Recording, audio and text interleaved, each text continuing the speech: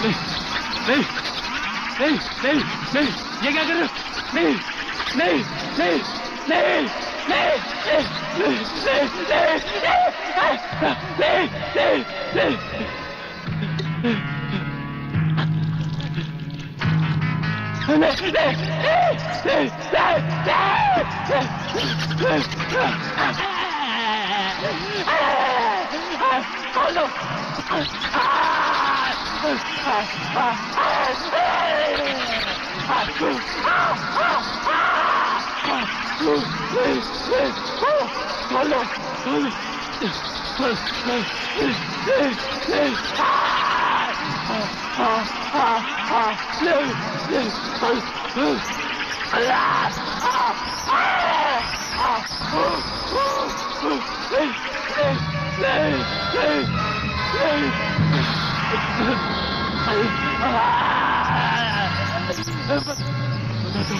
बता दो, खोल दो मुझे, खोल दो, खोल दो, खोल दो, बताता हूँ, बताता हूँ, बता दो, खोल, बता दो,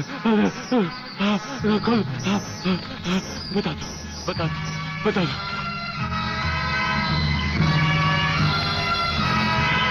प्रोफेसर रंगास्वामी प्रलयनाथ के कब्जे में है। आखिर बबन ने मुंह खोल दिया। 1 मिनट सर। सर, दिल्ली से होम मिनिस्टर चौधरी आपसे बात करना चाहते हैं, हॉटलाइन पर। बात कीजिए सर। नमस्कार मंत्री साहब। नमस्कार। देखिए, कल एयर फ्रांस की फ्लाइट से प्रोफेसर खुराना फ्रांस से पहुंच रहे हैं। आपने उन्हें देखा भी है और उन्हें अच्छी तरह से जानते भी हैं। दुश्मन की नजर भी उन पर होगी, इसीलिए उन्हें एयरपोर्ट से रिसर्च सेंटर तक पहुंचाने की जिम्मेदारी मैं आपको सौंप रहा हूं। ये एक बहुत ही कॉन्फिडेंशियल मामला है। कॉन्फिडेंशियल मामला तो मैं जान चुका हूं। ब्रिगेडियर, आप देखना प्रोफेसर खुराना कहां पहुंचता है। मगर प्रलयनाथ, ये नामुमकिन है। मंत्री होने के नाते तुम्हारे लिए यह काम बहुत आसान है जीवनलाल। तुम एयरपोर्ट के किसी भी हिस्से से ब्रिगेडियर की आंखों में धूल झोंक कर उसे उठा सकते हो। मगर मैं तो प्रोफेसर को जानता तक नहीं और नहीं उसे देखा है। उसकी फिक्र तुम मत करो, मैंने बॉब को खबर कर दी है। हमारा विदेशी एजेंट फ्रांस से ही प्रोफेसर खुराना का पीछा साए की तरह करेगा और वही तुम्हें एयरपोर्ट पर प्रोफेसर खुराना को तुम्हारे हवाले करेगा।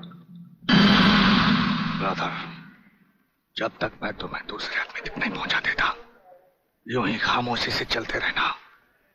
एक लफ्ज भी बाहर निकाला तो साइलेंसर लगे रिवॉल्वर से कब गोली निकलकर तुम्हारे अंदर दाखिल हो जाएगी किसी को पता भी नहीं चलेगा।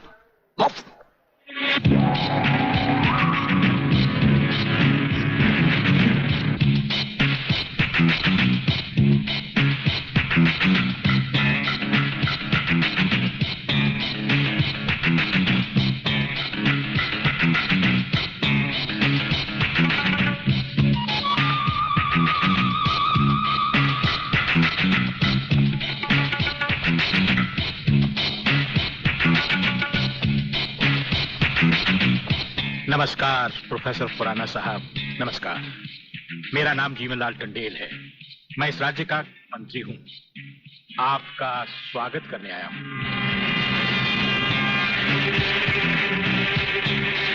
प्रोफेसर, तुम्हारे गले में जो मैंने हाथ डाला है उसमें बम लगा है जिसका रिमोट कंट्रोल मेरी जेब में है। जरा भी होशियारी दिखाई तो तुम्हारे चीथड़े उड़ जाएंगे, समझे? खामोशी से मेरे साथ चलो, चलो आइए।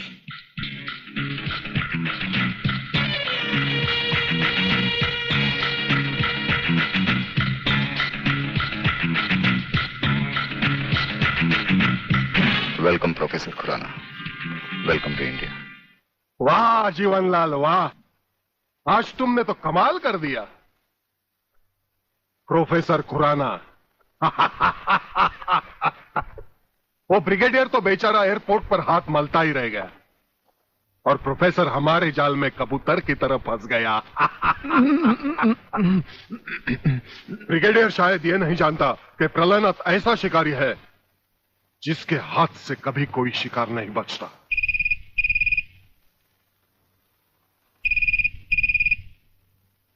खोल दो इसे। हेलो।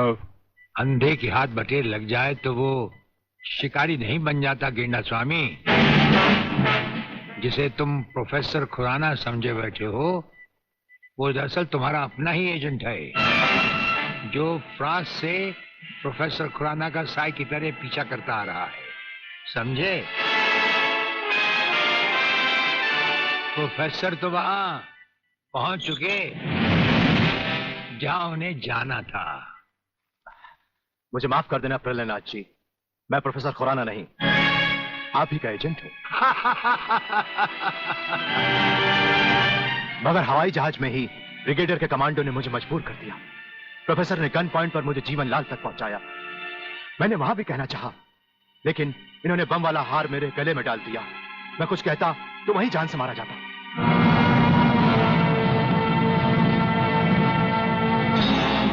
तुम वहां पर भी मारे जाते और यहां पर भी मारे जाओगे।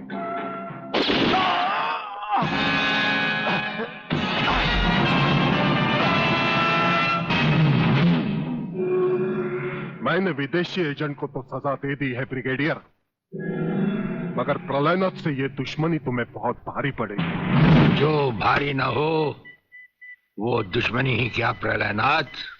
तो एक बात मेरी भी अपने कान में अच्छी तरह उतार लो ब्रिगेडियर। प्रोफेसर खुराना को अब चाहे दुनिया के किसी भी कोने में छुपा लो, मैं उसे हासिल करके ही रहूंगा। शेख चिल्ली की तरह दिन को सपने देखने छोड़ दो गेंडा स्वामी।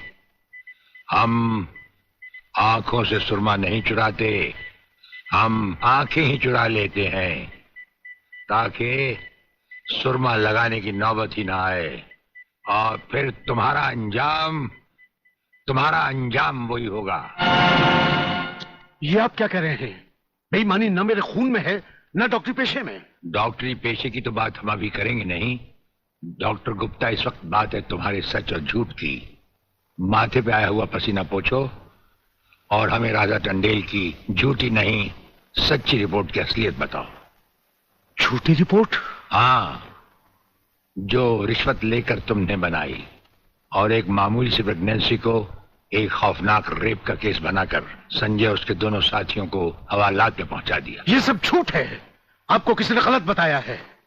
चिल्लाने से झूठ नहीं छुपता डॉक्टर गुप्ता। हमें पहचानो, हमें ब्रिगेडियर सूर्यदेव सिंह कहा जाता है। हम मुर्दों से सच उगलवा लेते हैं, तुम तो फिलहाल जिंदा हो। सच सच कह डालो। आप समझते क्यों नहीं ब्रिगेडियर साहब? मैंने कोई गलत रिपोर्ट नहीं बनाई और न ही कोई रिश्वत ली है। फिर ये क्या है डैडी? ये देखिए,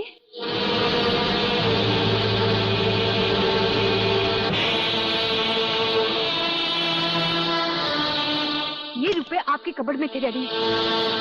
मैं समझी थी कि किसी को जीवन दान देने के लिए आप इसमें दवाइयां लाए हैं, पर ब्रिगेडियर साहब की बात सुनकर जब मैंने इसको खोलकर देखा तो पता लगा कि मेरे पिता मेरे लिए शादी का जोड़ा नहीं, कफन खरीदने के लिए रिश्वत का पैसा लाए हैं। संध्या। हाँ डैडी, जिस संजय चौहान को आपने सलाखों के पीछे पहुंचाया, मैं उसी से प्यार करती हूँ। अगर संजय को कुछ हो गया तो मैं जिंदा नहीं रहूंगी, मैं मर जाऊंगी। देखा डॉक्टर, हराम के पैसे का रंग। जिस पैसे से तुम अपनी बेटी की शादी बड़ी धूमधाम से करना चाहते थे, वही पैसा अब उसी बेटी का सुहाग छीन सकता है। अब भी वक्त है डॉक्टर, सब कुछ सच सच कह दो।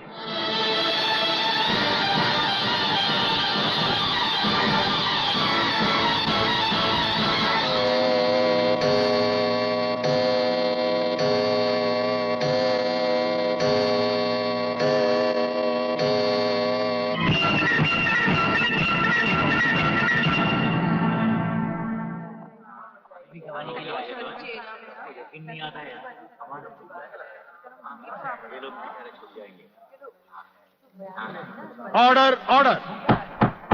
अब डॉक्टर गुप्ता बयान देंगे जिससे सारी अदालत के सामने जाहिर होगा कि असलियत क्या है।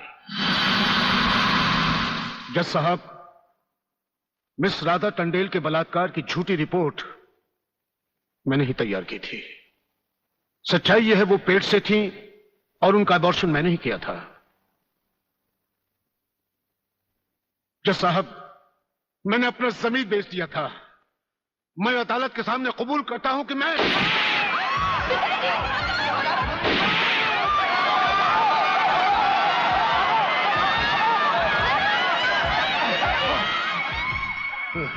बेटे, जज साहब, रिश्वत लेकर वो छोटी रिपोर्ट मैंने मैंने मैंने ही तैयार की थी। वो लड़के निर्दोष। पिताजी, नहीं, ये नहीं हो सकता। पिताजी, पिताजी, पिताजी, नहीं।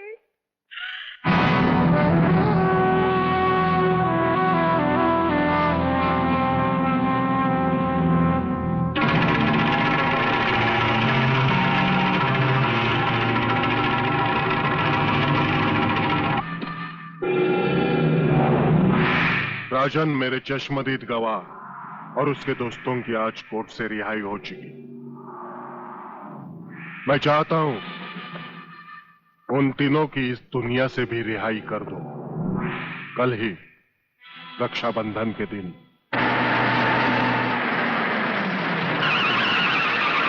अरे शांति, यहां क्या कर रही है?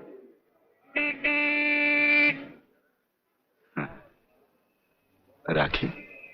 हाँ, आज नारली पूर्णिमा है ना। अरे ये राखी लेके मेरी तरफ क्यों आ रही है? हाँ? कहीं बाजार में?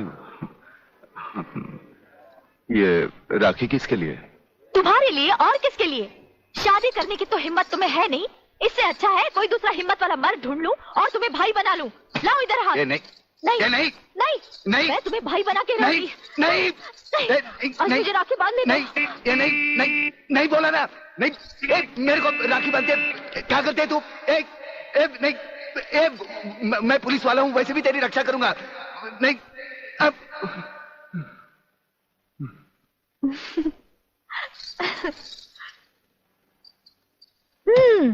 लगता है तुमने फिर कोई ख्वाब देखा है। अब तुम रोड पर भी ख्वाब देखने लगे। कहीं ऐसा तो नहीं देख रहे थे कि ये राखी मैं तुम्हें बांध रही हूँ? तुम्हें कैसे मालूम? मैं तुम्हें अच्छी तरह पहचान गई हूँ। तुम ख्वाब में कुछ भी देख सकते हो। अरे बाबा, ये राखियां मैंने अपने भाइयों के लिए खरीदी हैं, समझे? Very good, very good. जानते हो राखी के धागे में कितनी ताकत होती है?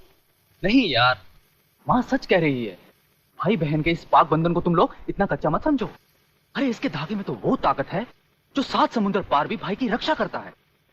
ये सब कहने की बातें अली, सब कहने की बातें। मेरा तो भगवान पर से भी विश्वास उठ गया। और फिर ये तो एक राखी है, रेशम का तार है और कुछ भी नहीं।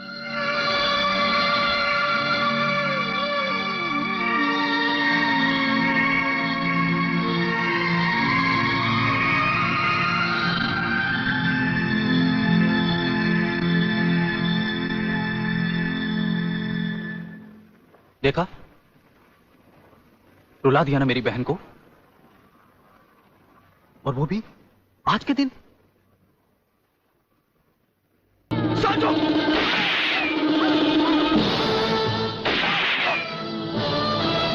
अली!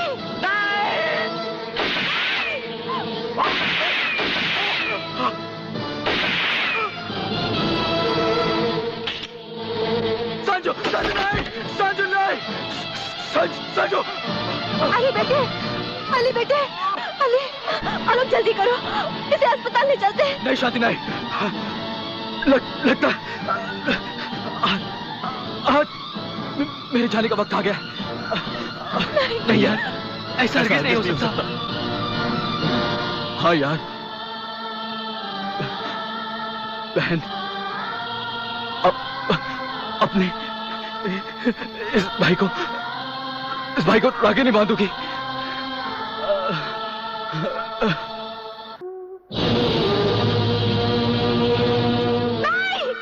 क्या बकवास कर रहे हो तुम?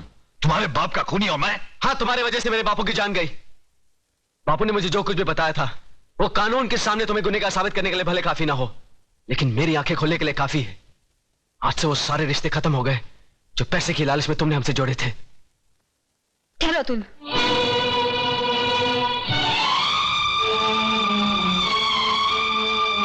सुन लिया ना बेटी, देख ली ना झोपड़पट्टी में रहने वालों की असलियत। देख ली डैडी, झोपड़पट्टी और महलों में रहने वालों की असलियत भी। क्या मतलब? मतलब बिल्कुल साफ है। जिस तरह अतुल की आंखें उसके पिताजी की बातों ने खोल दी, उसी तरह मेरी भी आंखें आपके और चतुर सिंह के बीच हुए जमीन के एग्रीमेंट ने खोल दी। ऐसे अरबपति और बेईमान बाप से तो ऐसा गरीब पति का झोपड़ा बेहतर है। कम से कम उसकी दीवारें खून से तो रंगी हुई नहीं है। चलो अतुल, ये दुनिया का सबसे बड़ा बदकिस्मत बाप है जिनके पास करोड़ों अरबों रुपए तो है, पर बेटी के कन्यादान कर्ज से वो कभी मुक्त नहीं होगा, कभी नहीं। बेटी बेटी बेटी मेरी बात तो सुनो। अरे कहाँ उस रात के ढेर में अपनी जिंदगी को ढूंढने जा रही हो तुम? राम नाम सत्य है, राम नाम सत्य है, राम नाम सत्य है, राम नाम सत्य है, राम नाम सत्य है। उतारो भाई उतारो, आराम से।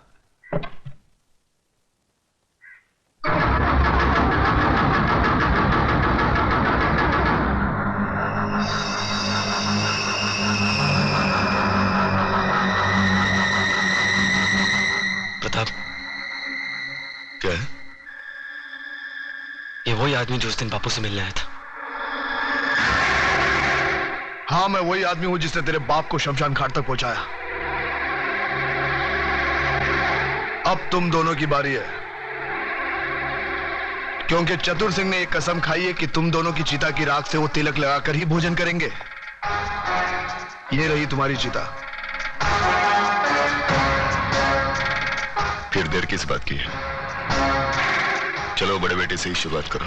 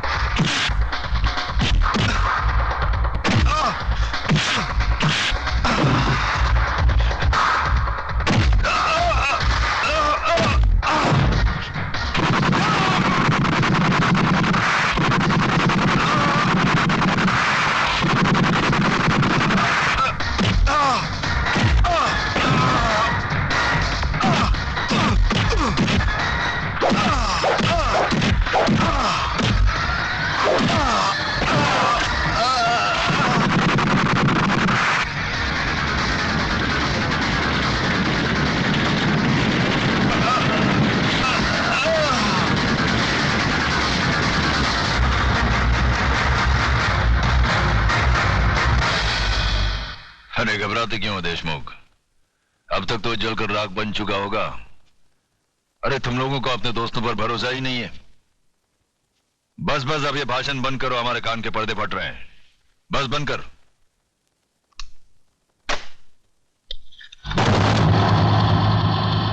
रामदीन, कौन बोल रहा है? चिल्ला मत और मेरी बात अच्छी तरह से अपने भेजे में उतार ले। तूने मेरी राख मंगवाई थी टीका लगाने के लिए, मैंने तेरे भड़वों की राख भेजी है, पूरे बदन को लगा ले। ठंडा कर, अपना भेजा ठंडा कर। चतुर सिंह के आदमियों की चिता जलाना तुम जैसे पागलों की बस की बात नहीं है। ठंडा कर। यकीन नहीं आता तो उस राख को मसल कर देख, तेरे पालतू कुत्ते की निशानियां उसमें मौजूद है।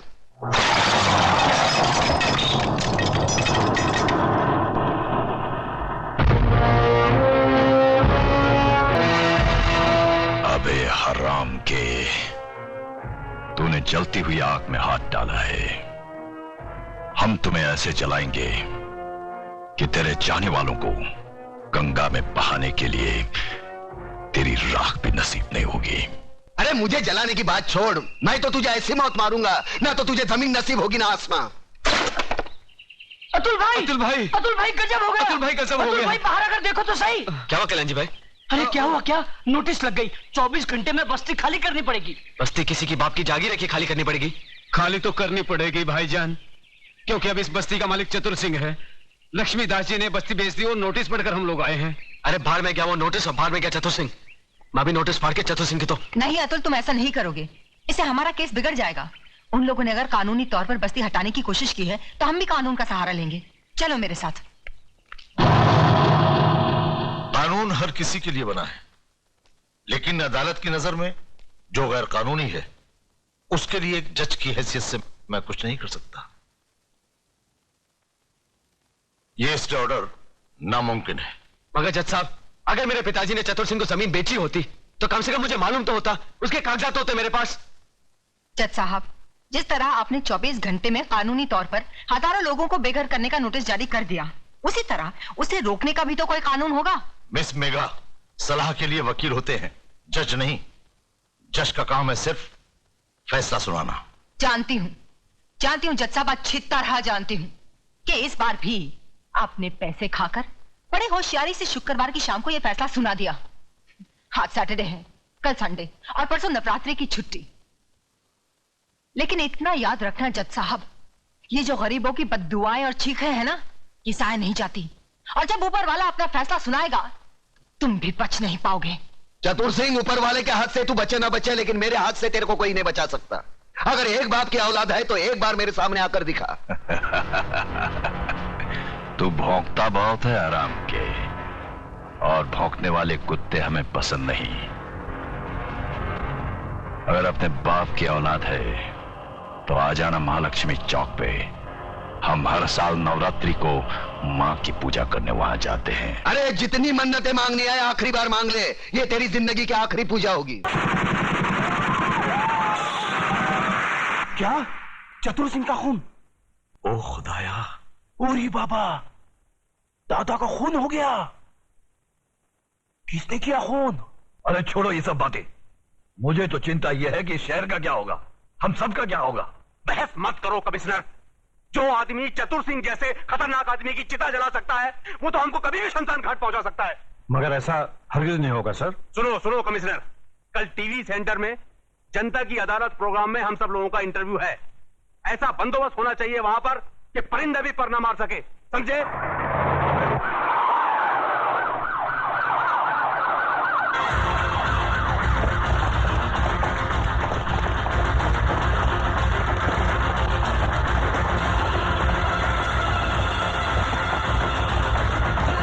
कादर, तो इधर है ना? Yes sir. पांडु, जरा पीछे रहे।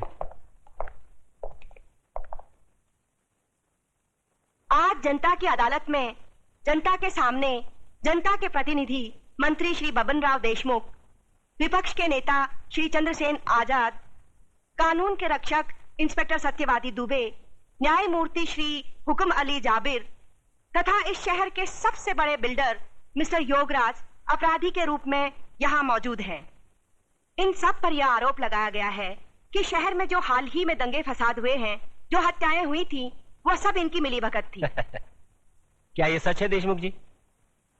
लोग आजकल राजनीति को, कानून को और पुलिस को गांधी जी के 3 बंदर कहते हैं। वो बंदर जिनके सामने सब कुछ होते हुए भी न कुछ सुनते हैं, न देखते हैं और न कुछ कहते हैं। देखिए साहब, हमारे यहाँ लोकशाही है और लोकशाही में हर किसी को कुछ भी पूछने का और कहने का पूरा अधिकार होता है। मैं आपकी इस बात से बिल्कुल सहमत नहीं हूं। अगर ऐसा होता तो दूसरे राज्यों की तुलना में हमारे राज्य में चारों ओर इतनी शांति कभी नहीं होती। अगर चारों ओर शांति होती तो पिछले दिनों हमारे शहर में जो दंगे हुए वो क्यों होते? साहब, ये सब विदेशी ताकतों का हाथ है, क्या करें। देखिए मंत्री जी, जब भी देश में कोई विपत्ति आती है तो हर मंत्री का आप ही जैसा जवाब होता है कि इसमें विदेशी ताकत का हाथ है। अब पिछले दिनों जो भूकंप हुआ था, क्या इसमें भी विदेशी ताकत का हाथ था? Order order, please maintain the silence. पर लोग तो कहते हैं कि इस विपत्ति में आपके साथ विपक्ष के नेता चंद्रसेन जी का भी हाथ था और पांव भी था। जी, ये सब बकवास है, इसको हम नहीं मानता है। अरे हमारा पक्ष का सिद्धांत अलग है, इसका पक्ष का सिद्धांत अलग है। हम लोग अलग अलग दल में रह के एक काम कैसा कर सकता है? ये सब गुंडा लोग का काम है, बात करता है। चंद्रसेन जी बिल्कुल ठीक कह रहे हैं, ये तो पुलिस को बिना मतलब बदनाम किया जा रहा है। नहीं, ये तो आप कहते हैं, पर लोग तो कहते हैं कि जब दंगे भड़के तब दंगे वाली किसी भी जगह पर पुलिस सही वक्त पर नहीं पहुंची थी। अरे यही तो अपनी पुलिस की असली निशानी है, जब सब कुछ खत्म हो जाता है उसके बाद पुलिस आती है।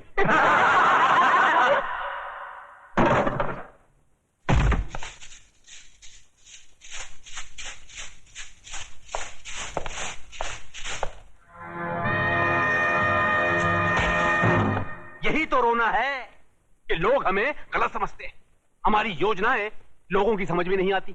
अब आप ही बताइए, झोपड़पट्टी की जगह साफ सुथरी कॉलोनी बने, टूटे फूटे गांव की जगह राहगीरों के लिए रिसोर्ट्स बने, इसमें देश की तरक्की नहीं है? बोलिए।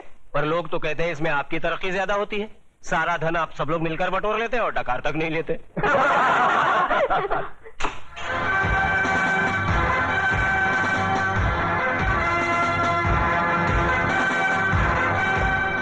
नेताजी और पुलिस वाले ने तो अपनी सफाई पेश कर दी। अब जज साहब, आप और योगराज जी अपनी सफाई में कुछ पेश करना चाहेंगे? ऐसे मामलों में लोग अगर कानून के रखवालों पर शक करने लगे तो फिर सफाई में कुछ कहना क्या? देखिए, हम ठहरे व्यापारी लोग, हम अपने धंधे में गुंडों का साथ नहीं लेते। गुंडों का साथ आजकल कौन नहीं लेता योगराज जी? अब तो माफिया वाले भी राजनीति में उतर आए हैं और आजकल नेता लोग भी अपने क्रिमिनल रिकॉर्ड की बुनियाद पर ही चुने जाते हैं। क्यों देशमुख जी, आप तो नेता बनने से पहले दमन से चांदी की स्मगलिंग क्या करते थे? देखिए देखिए, ये मुझ पर झूठा बेकार का इल्जाम लगाया गया है। नहीं नहीं, आप स्मगलिंग करते थे या नहीं करते थे? बस। वैसे मैं भी इस बात को नहीं मानता, क्योंकि हर बड़े नेता को बदनाम करने के लिए लोग कुछ भी बोलते हैं। क्यों चंद्रसेन जी? एकदम सच बोलता है। आपके हर सवाल का मैं एक ही जवाब दूंगा कि अगर जनता की नजर में हम गुनहगार हैं तो फिर जनता खामोश क्यों है? बोलिए, क्यों हमें पिछले 15 साल से इस राज्य में चुनाव जिता रही है? जज साहब, हम पर लगाए गए सारे इल्जाम बेबुनियाद हैं। हमारी सफाई में मेरा यही जवाब है। अब फैसला आपके और जनता के हाथ में है, सुनाइए। अरे असली अदालत आज तक हमारे खिलाफ फैसला नहीं सुना सकी तो ये जनता की अदालत क्या खास सुनाएगी? देशमुख, तुम कभी कभी सच बोलता है।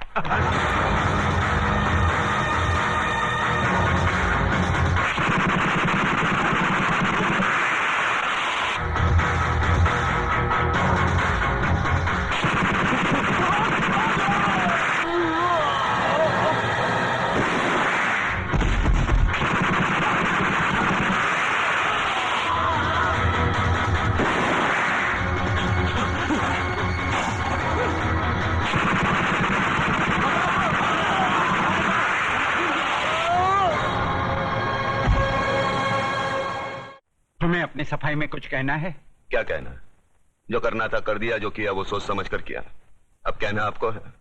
फैसला सुना दीजिए, मुझे मंजूर है। कुछ बोलता नहीं है, कुछ बोलता तो नहीं है, लेकिन ये ऑर्डर ऑर्डर। आज न्यायमूर्ति श्री विश्वनाथ सिंह ने अदालत में मंत्री श्री बबन राव देशमुख, विपक्ष के नेता श्री चंद्रसेन आजाद, न्यायमूर्ति श्री हुकुम अली जाबिर, इंस्पेक्टर सत्यवादी दुबे, प्रख्यात बिल्डर योगराज और कुख्यात सरगना चतुर सिंह चिता के कातिल प्रताप नारायण तिलक को फांसी की सजा सुनाई।